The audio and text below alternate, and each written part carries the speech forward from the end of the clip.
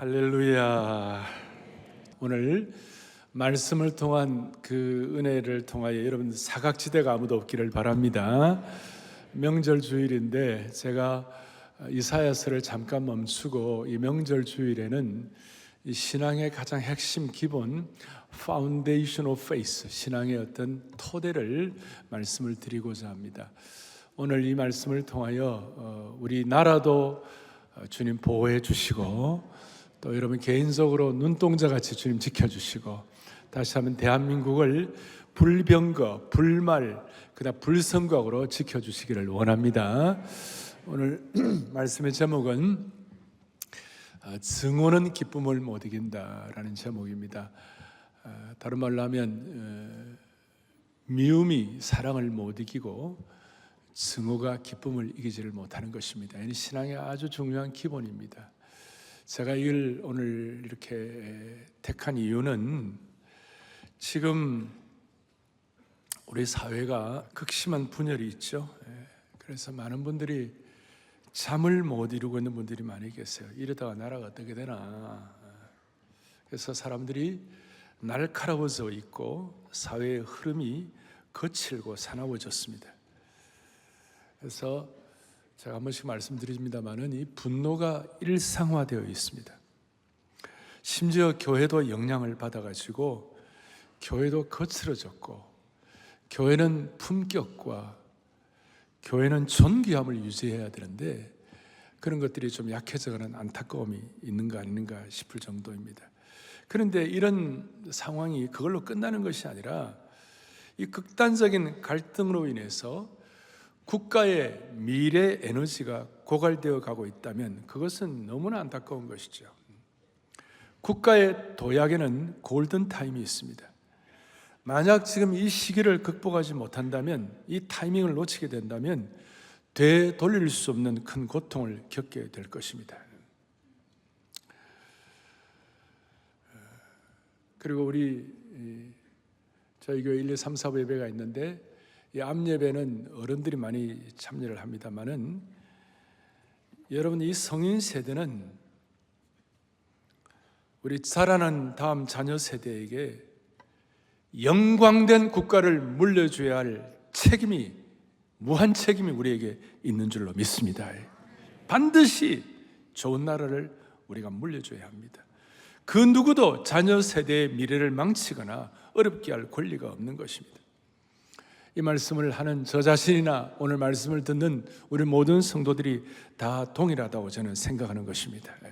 사람마다 정치적 스탠스는 있습니다만은 또 평가하는 것이 있겠습니다만은 여러분과 저희들은 이제 하루 이틀 이 땅에 살고 말 사람들이 아니에요.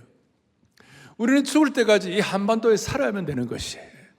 그리고 여러분과 제가 기도하는 거 있잖아요. 우리가 건강할 때에 통일이 되어야만 하는 것입니다.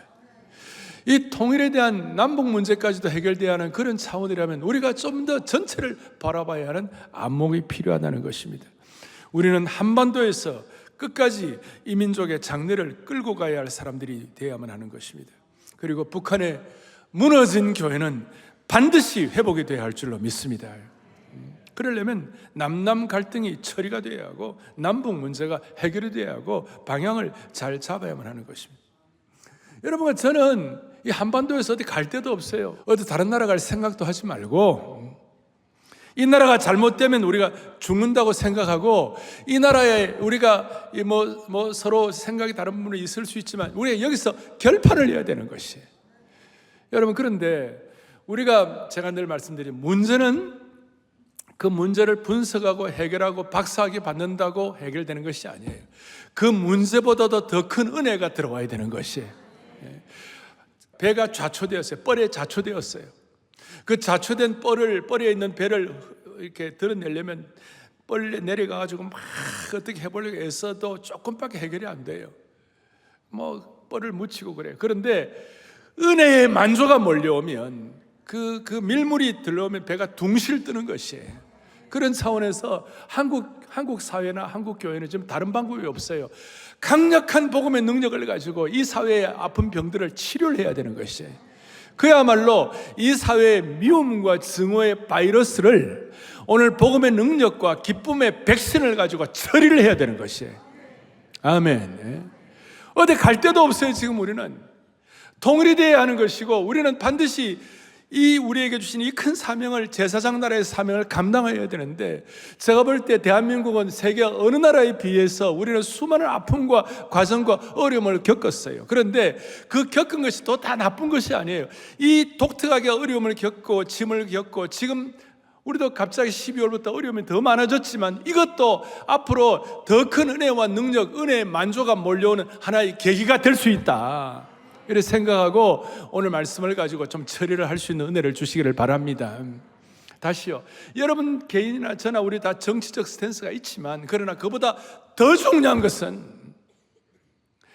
강력한 복음의 백신을 통하여, 강력한 말씀의 백신을 통하여 이 바이러스를 처리를 해야 되는 것이에요. 다시요, 강력한 백신을 통하여 바이러스를 처리할 수 있는 능력을 주시기를 바랍니다.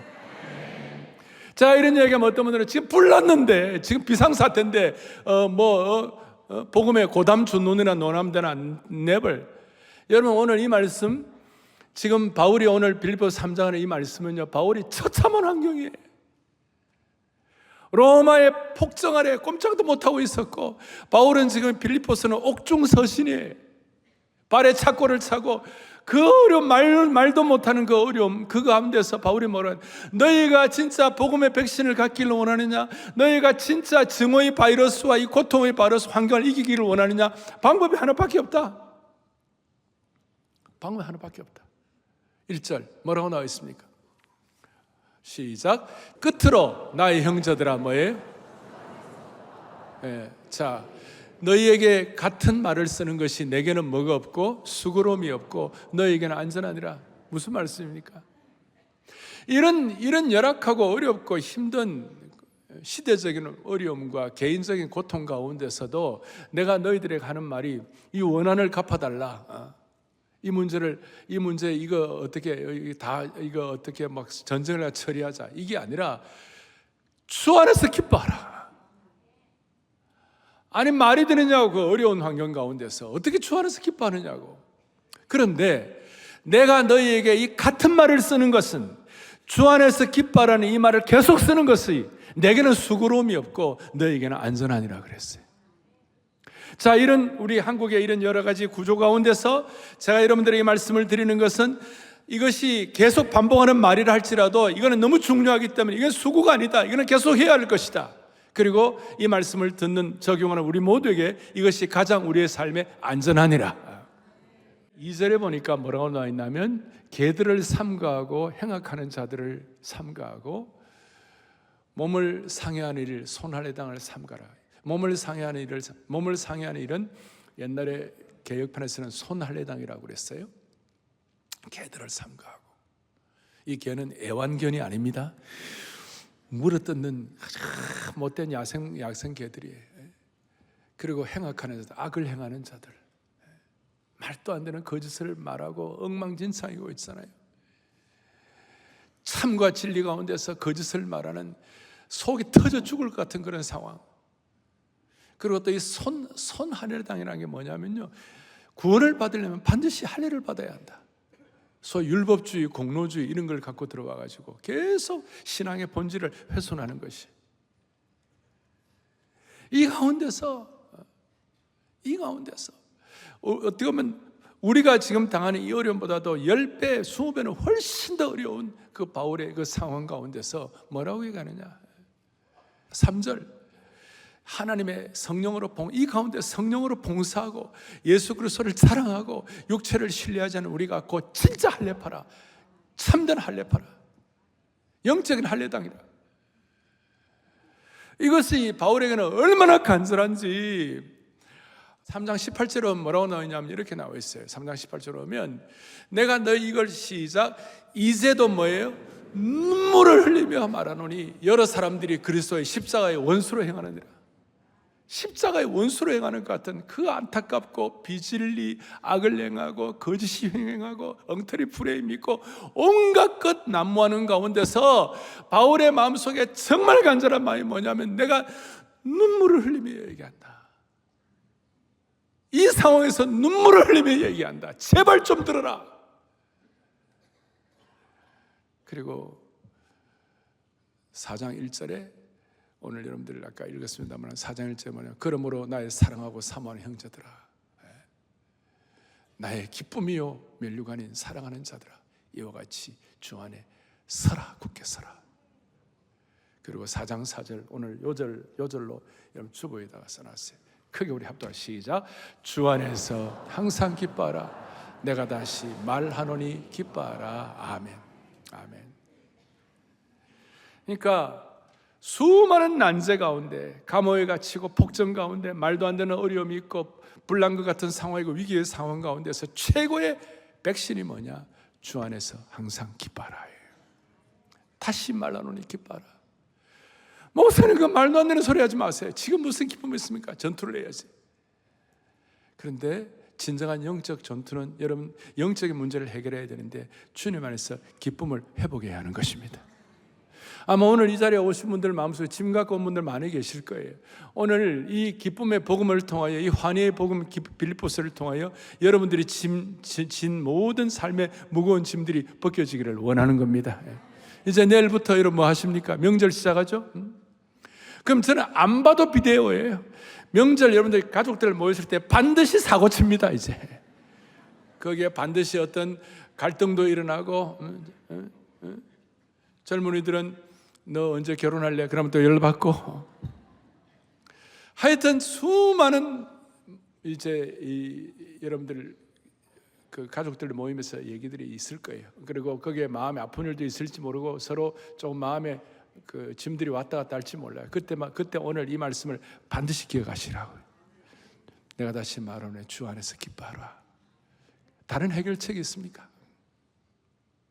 그래서 오늘 몇 가지 제가 정리를 해드리겠어요. 우리가 적용을 하는데 첫 번째, 이 상황에서 우리가 해야 할 것이 뭘까? 이 기쁨이라는 것이 감정의 문제가 아니에요. 우리가 이 기쁨이 감성의 문제라고만 한다면 기쁨이 업앤다운이 될 수 있고, 없다가도 사라질 수도, 있다가도 사라질 수도 있고, 희석될 수도 있겠지만, 이 기쁨의 문제는 성령의 열매예요. 그러니까 감정으로 왔다 갔다 하는 것이 아니라 손으로 잡을 수 있는 실체가 되어야 되는 것이에요. 그러니까 기쁨이 감성이라면 저도 자신할 수 없어요. 우리의 감정을 어떻게 다 자신할 수가 있을까요? 뛰어가는 상황이 다 어려운데.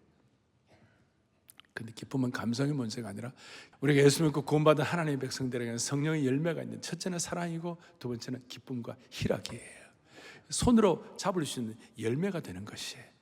그러니까 이 성령의 열매이기 때문에 기쁨은 감정의 문제가 아니라 감정을 초월하는 실체인 줄로 믿으셔야 되는 것이에요. 이 실체를 붙잡기 위하여 첫 번째 해야 할 것은 뭐냐면 3장 3절에 시작.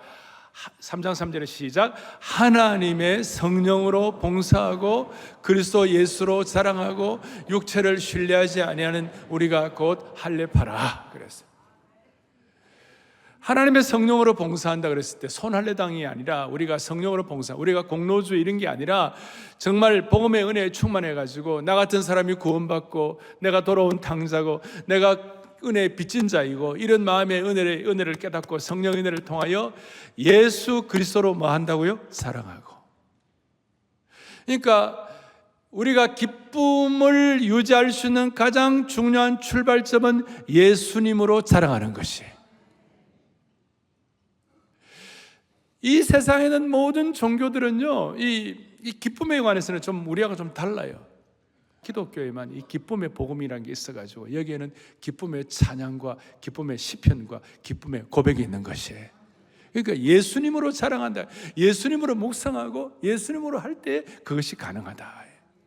그래서 우리 찬송가 우리가 할 때 이런 찬송, 주 예수 내 마음에 들어와 계시면 변하여 새 사람 되고, 새 사람 되었을 때 그 후렴에 뭐가 나와 있습니까? 후렴에 보니까 주 예수 내 마음에 오심, 주 예수 내 마음에 오심. 그 다음 가사가 물밀듯 내 마음에 뭐예요?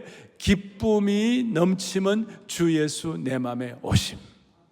이 예수님을 묵상하고 예수님을 자랑하고 예수님을 찬양하고 예수님을 내 마음의 주인으로 모시면서 고백할 때에 세상 사람들이 알 수 없는 기쁨이 유지될 수가 있다는 것이에요. 다시요. 물밀듯 내 마음에 기쁨이 넘치는 이유는 주 예수 내 마음에 뭐예요? 오심. 오늘 기가 뭐 육체를 신뢰하지 않고 주님을 자랑한다는 것이, 그러니까 예수님을 자랑할 때 세상에 그 어떤 종교나 어떤 것도 주지 못하는 기쁨의 파도가 우리에게 넘실된다는 것입니다. 유대교는 지금도 이걸 모르고 지금도 유대교는 통곡의 벽 앞에서 기쁨 대신 눈물을 흘리면서 애통하고 있는 것이, 다시요, 기독교에만 예수님 때문에 예수님을 자랑할 때 생기는 기쁨이 있다는 것입니다. 주님을 자랑하고 주님을 신뢰하여 내 육체와 환경 대신에 주님을 자랑하고 주님을 신뢰할 때에 기쁨이 온다는 것입니다. 지독한 내전 상태의 환경을 신뢰하지 아니하고 주님을 자랑하고 주님을 고백하고 주님을 묵상하고 주님을 찬양할 때 기쁨이 온다는 것입니다. 유명한 C.S. 루이스라는 작가가 천국과 지옥의 대화라는 작품에서 천국에 있는 문지기를 이렇게 소개했어요. 천국에 있는 문지기는 천국에 들어오는 모든 사람들에게 한 가지 질문만 한다. 그 질문이 뭔가? 시작. 당신은 예수님을 알게 되어 참을 수 없는 기쁨. 이걸 질문한다는 거예요. 천국에는 문지기가 여러분들에게 당신 예수님 때문에 진짜 참을 수 없는 기쁨을 소유하고 살았나? 오늘 명절 주일날 이 예배에 참석하신 여러분, 역기성한 분도 있을 거예요. 많은 성도들이 지금 지방으로 내려가 있어요. 지방으로 내려가 있던 역기성해가지고 함께 예배를 드린 분이 상관이 없이 오늘 예수님 때문에 참을 수 없는 기쁨이 여러분들에게 있습니까? 예수님을 구세주로 고백하기 때문에, 그분을 묵상하기 때문에, 그분을 찬양하기 때문에 참을 수 없는 기쁨에 참여하고 있느냐 이 말이에요.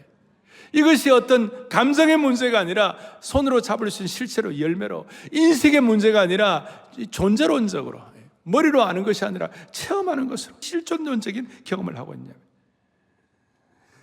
환경 때문에 이 주위에 일어난 상태, 정치적인 것 때문에 이 참을 수 없는 기쁨을 놓쳐버린다면 그건 너무나 안타까운 일이라.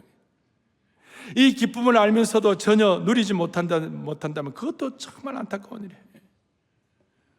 우리는 마음속에 오늘 예수 그리스도를 자랑하면, 예수 그리스도를 찬양하면, 예수 그리스도가 묵상이 되면 우리의 마음속에서 이걸 실존론적으로 우리에게 깨닫고 우리의 마음속에 확인하면 거기에서 이 기쁨이 유지되고 기쁨의 열매를 실체로 경험할 수 있는 거예요. 요한복음 15장 11절, 요한 사도도 마찬가지로 얘기하고 있어요. 또박또박 같이 고백해요. 요한복음 15장 11절에 같이 보겠습니다.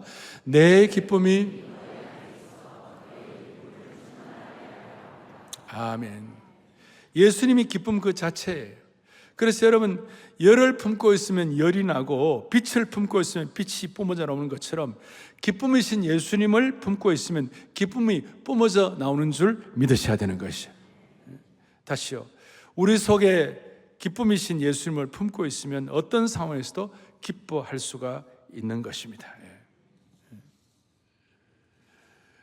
또 하나는 오늘 4장 1절에 보니까 예수님을 자랑할 때 기쁨을 유지할 수가 있고, 또 하나는 4장 1절에 그러므로 나의 사랑하고 사모하는 형제들, 나의 기쁨이요 면류관이 사랑하는 자들아, 이와 같이 주 안에서 서라 그랬어요.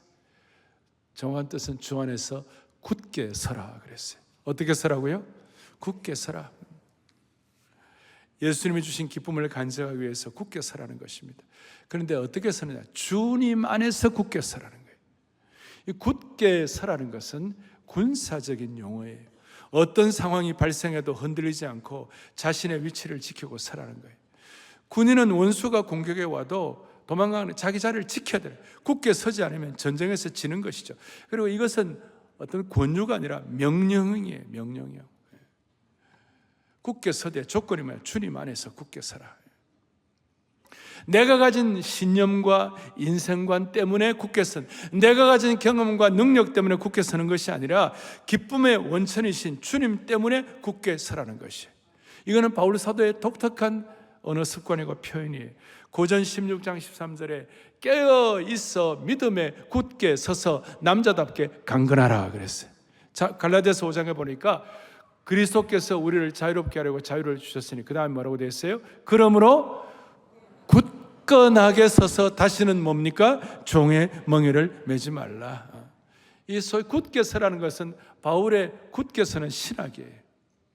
바울의 기쁨의 신학이 유지되기 위하여 굳게 서는 것이에요. 여러분과 저는 사회에 여러 가지 어려운 일들이 일어나고 다 한다 할지 실제 삶은 우리가 루틴한 삶의 반복이에요. 우리는 자야 되고, 우리는 아침에 일어나야 되고, 매일 자고 일어나고, 물론 나이가 들면 자고 일어나는 것도 쉬운 건 아니지만 인생은 단조로운 삶의 반복입니다. 특별한 일이 없이 지나갈 때도 많습니다. 일상의 나날이에요. 일상의 루틴의 삶을 하루하루 기쁘게 살기를 원하신다면 예수님과 함께 굳게 서야 되는 것이에요. 조금 이게 추상적이기 때문에 제가 구체적으로 예를 들어 설명하겠습니다. 미국 뉴욕의 최고급 호텔 가운데서 플라자 호텔이라고 있습니다. 그 호텔에서 도어맨 문 열어주는 도어맨 앞에서 그 안내하는 도어맨으로 53년간 일했던 요셉 조렌틴이라는 사람이 있었어요. 53년간 플라자 호텔의 호텔 도어맨으로 있으면서 53년 가운데서 보니까 딱 3일만 결근을 했어요. 별로 반응을 안 하시는데 여러분, 그러니까 17년, 18년에 한 번 결근했다는 것이 거의 결근 안 한 거예요. 53년간. 사람들이 물었어요. 도어맨이라는 그 문 열어주는 도어맨이라는 그 자리가 썩 편한 자리는 아닌데 뉴욕은 또 봄, 여름, 가을, 겨울이 있고 비가 오는 날이 있고 또 뭡니까? 추운 날도 있고 다 있는데 어떻게 그 53년을 한결같이 서 있을 수 있었을까? 그럴 때 이분의 대답이 참 놀라웠어요. 나는 예수 믿는 사람입니다. 호텔에 새로운 사람들이 늘 들어올 때마다 예수님을 맞이하고 환영하고 모시듯이 맞이합니다. 그러니까 희한하게도 제가 있는 그 자리가 기쁨의 자리가 되도록 주님이 만들어 주셨습니다. 여러분, 이러니까 53년간 딱 3일만 결근을 하게 된 것이에요. 3일간. 그래서 제가 오늘 부탁하고 싶은 것은 이번 한 주 명절 주간이 되고 사회에 수많은 어려움들이 있고 이런 거 갈등이 있어도 제가 여러분한테 부탁하고 싶은 거 있습니다. 아니, 이 한 해 동안 우리 온 성도들 기쁨으로 주 안에서 그 자리에 굳게 서시기를 바랍니다. 남편들이여, 남편의 위치에서 아내를 사랑하는 자리에 굳게 서시기 바랍니다. 아내들이여, 기쁨을 가지고 아내의 자리, 순종의 자리에 서시기 바랍니다. 부모들이여, 자녀들이여, 모든 성도들이여, 기쁨으로 자기 자리에 굳게 서시기를 바라는 것입니다. 여러분, 산에 오르면 산수가 아름답습니다.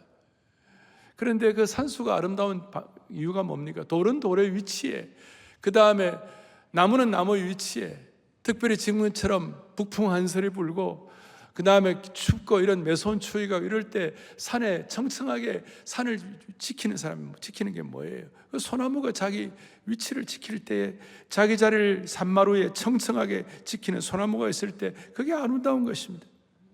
어떤 가정이 훌륭한 모습을 보이고 있다면 아마 그 가정의 아버지, 어머니가 산기슭에 청청한 소나무처럼 자신의 자리를 묵묵히 기쁨으로 지키고 있기 때문에 그렇다는 것입니다. 제가 이렇게 좀 설명한 이유가 뭡니까? 대한민국의 어떤 경우에서도 대한민국의 그리스도인들은 자기 자리를 지켜야 하는 것이에요. 배의 키잡이가 자기 자리를 떠난다면 바다 한가운데 있는 배를 누가 인도할 수가 있겠습니까? 목자가 자신의 자리를 지키지 않는다면 누가 사자들에게서 양들을 지킬 수가 있겠습니까? 파수대를 지키는 파수꾼이 자기를 지키지 않는다면 누가 도적과 강도에게 대항하며 그 파수대를 지킬 수가 있겠습니까? 여러분, 자기 자리 지킵시다. 지키되 기쁨으로 주 안에서 굳게 서서 지키십시다. 하덕규 목사님, 제가 아끼는 아우 같은 분인데 그분이 쓴 그 노래 가운데 풍경이라는 노래가 있어요. 풍경. 세상에서 가장 아름다운, 제일 아름다운 풍경이 뭔가? 모든 것들이 제자리로 돌아가는 풍경이라고 그랬어요. 세상에서 가장 아름다운 풍경이 뭡니까?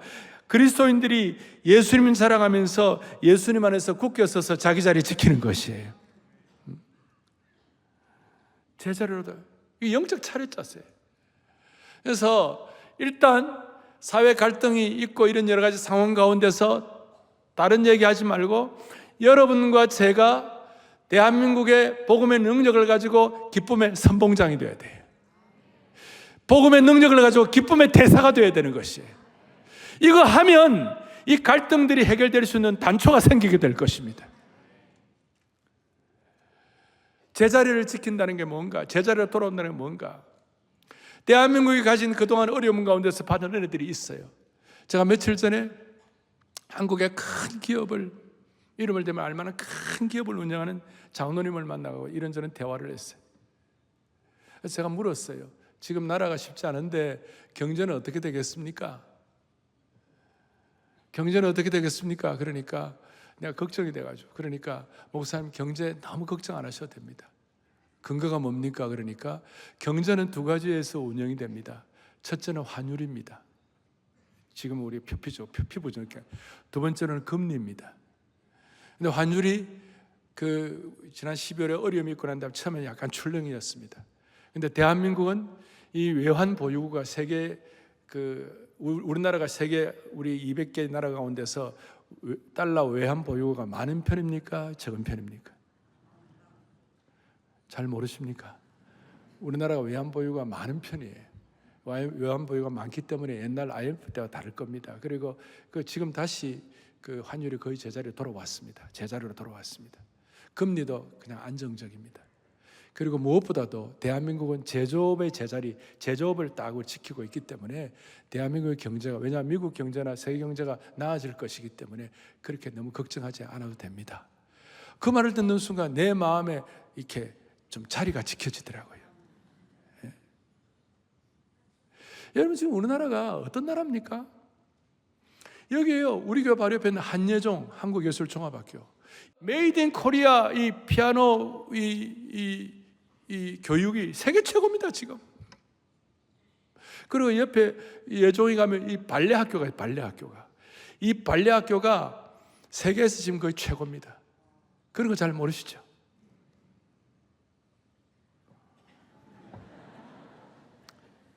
이번에 누가 그런 거 써놨더라고요. 세계 최고의 발레단은 볼쇼이입니다. 러시아에. 볼쇼이에 누가 갔는데 엘리베이터를 탔는데 볼쇼이에 있는 발레하는 아이들이, 야, 이제 대한민국 발레가 최고야. 우리가 이제 볼쇼이가 한국 가서 발레를 배워야 하나? 이런 얘기를 한다는 거예요. 물론 우리가 발레를 우리 어떻게 뽑냐고 물어보니까 반드시 부모를 오라고 한대. 부모의 체형을 봐야.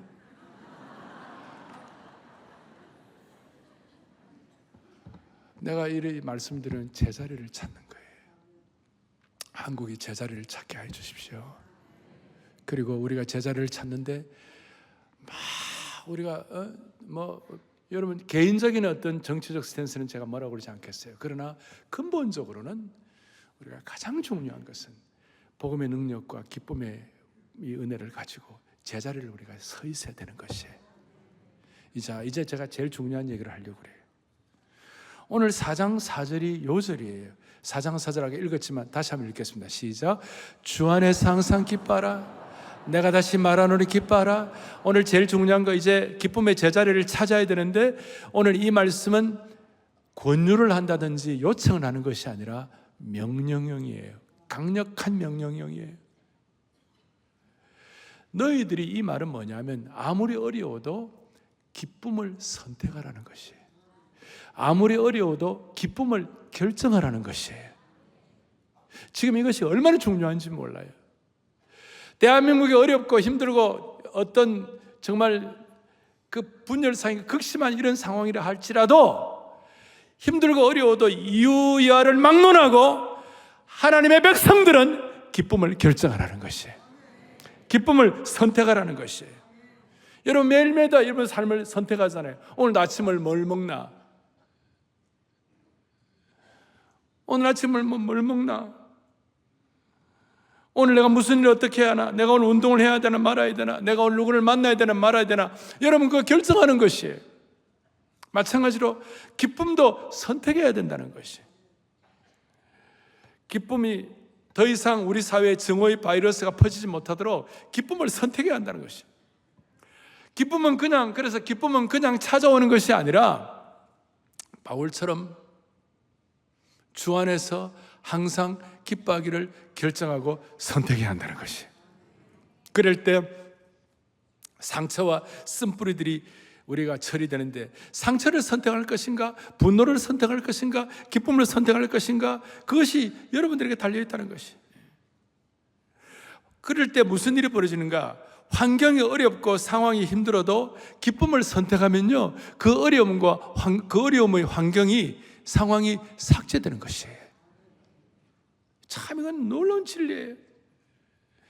이 결정이 여러분의 삶을 한 단계 올려줄 거예요. 기쁨을 선택할 때 혼란스러운 환경이 삭제되는 거예요. 고통의 환경이 삭제되는 것이.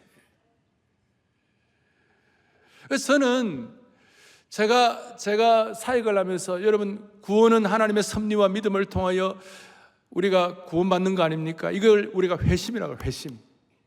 오늘 이 자리에 성령님의 은혜를 통하여 정말 구원의 은혜를 받은 사람들이고 믿음으로 회심한 사람들이에요. 이것이 우리가 제1의 회심이에요. 그런데 우리의 삶을 살아가야 되고, 저 같은 경우는 사역을 해야 되고, 여러분 매일매일 삶을 꾸려가야 하는데 제2의 회심이 필요한 거예요. 그 제2의 회심이 뭐냐? 여러분 삶의 형편 가운데서 내가 슬픔을 선택할 것인가, 쓴뿌리를 선택할 것인가, 분노를 선택할 것인가, 아니면 복음 안에서 기쁨을 선택할 것인가. 저는 기쁨을 선택하기로 결심을 한 것이에요. 다시요, 뭘 선택하기로요? 기쁨을 선택하기로 결심을 하는 것이에요. 이것이 제2의 회심이에요. 그래서 제가 써놓았어요. 뭐라고 하죠? 시작. 우리가 믿음으로 회심하는 것처럼 사역과 삶의 현장에서 기쁨을 선택함으로 제2의 회심을 해야 한다. 그럴 때, 아멘, 그럴 때 모든 것이 제자리로 돌아갈 거예요. 그것이 신앙의 아름다운 풍경이 될 것입니다. 이게 도대체 무슨 말인가? 여러분 잘 아시는 하박국 선지자가 3장 17절 18절에서 뭐라고 선포하는가 하면, 비록 무화과 나무가 무성하지 못하고 포도나무의 열매가 없고 감람나무의 소출이 없고 밭에 먹을 것이 없다. 무슨 말인가 하면 농업이 완전히 망한 거예요. 농사가 완전히 망했어요. 그 다음에 우리의 양이 없고 외양간에 소가 없다. 그 유목민들 목축 사업이 완전히 말아먹었어요.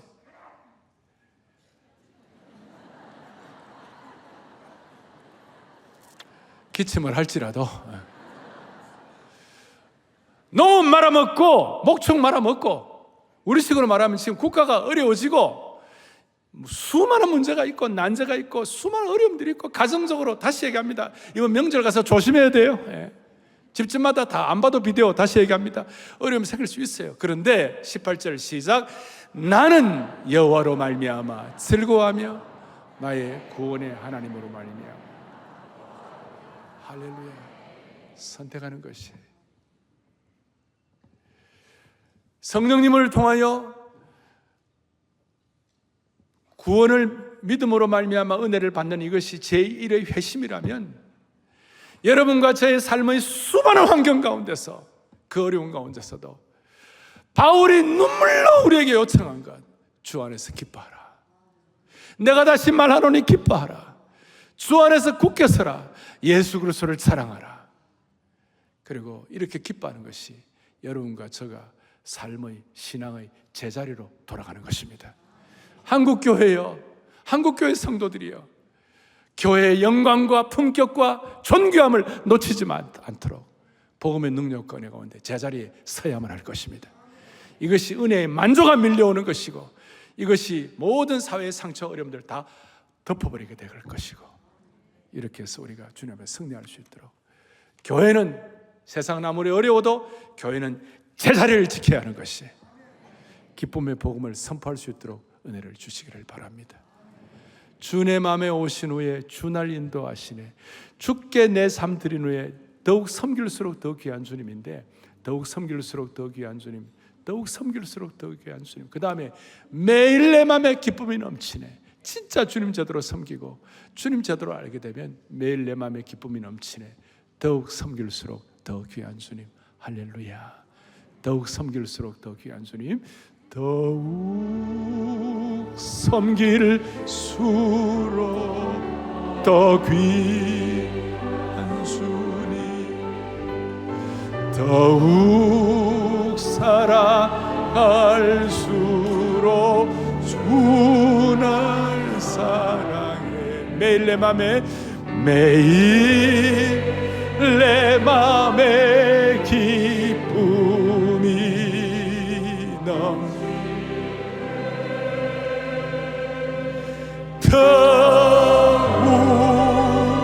섬길수록 더 귀한 주. 여러분, 기쁨은 감정이 아닙니다. 기쁨은 열매에 있는 실체입니다. 기쁨은 선택하는 것입니다. 선택할 때 매일 내 맘에 기쁨이 넘치도록 우리 자매들만 매일 내 맘에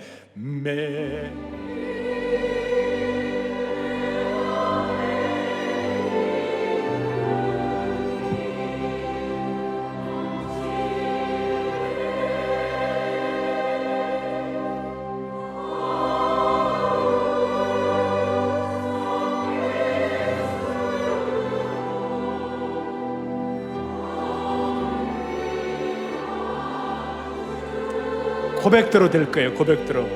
다 함께 다시 한번 매일 고백대로 됩니다. 선택합니다. 매일 내 맘에 기쁨이 넘치네. 더욱 섬길수록 더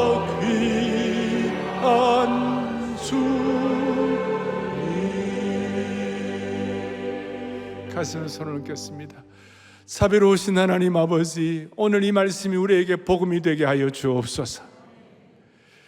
우리가 아무리 애쓰고 수고해도 기쁨의 복음의 능력이 없으면 아무것도 감당을 못합니다. 주여, 이 갈등의 구조 가운데 있는 이 사회에 기쁨의 복음의 대사들이 되게 하여 주시옵시고 기쁨의 선봉장들로 삼아 주옵소서. 그리하여 대한민국의 수많은 난자들이 기쁨의 복음으로 치유되게 하여 주시기를 원하옵고 우리 주 예수 그리스도를 받들어 간절히 기도 올리옵나이다. 아멘.